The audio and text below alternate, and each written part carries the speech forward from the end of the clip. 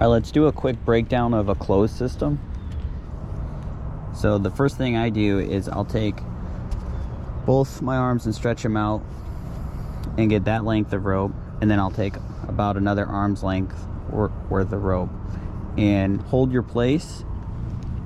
You can feed it through the carabiner.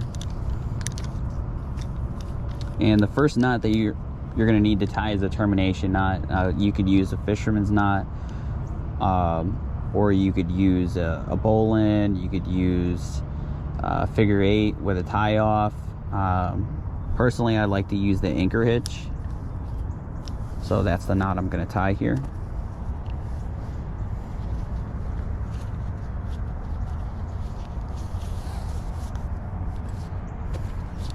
You're going to want to use a safety knot after that.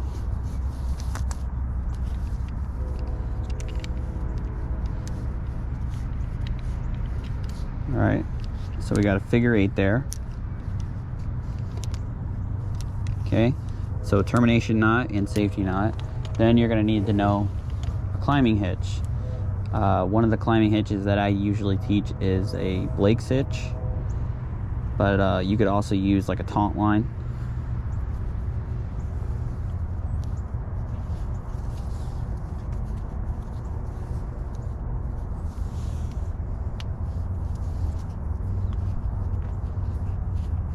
Okay, and you're going to want 4 wraps.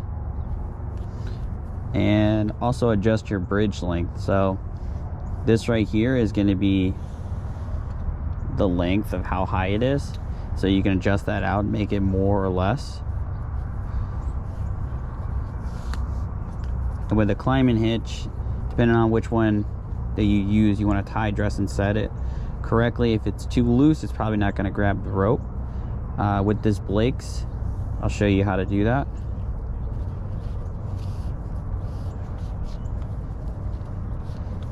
I do have videos on the channel demonstrating these knots.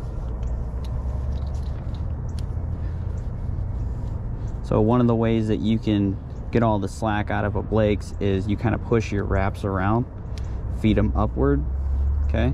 And then it goes into this little bridge here, and you can pull the slack out of it.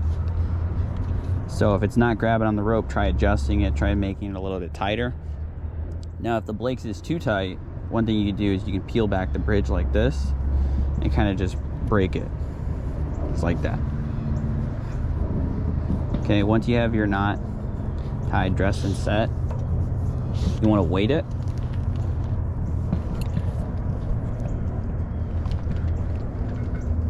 Okay, so again, we'll go over those knots. That's a termination knot. I use the anchor hitch. This is a safety knot. I use the figure 8. This is a Blake's hitch, and that's your climbing hitch. Okay, and then you want to finish it off with another safety knot, and I use the figure 8, but you could also use just a simple overhand knot is fine. And the closer this safety knot is, the better. Basically, the safety knots are going to prevent slippage. In the event that somebody needed rescue, you can cut it here, and then this safety knot would prevent it from slipping out. So that way you could lower the person with the running end of the line.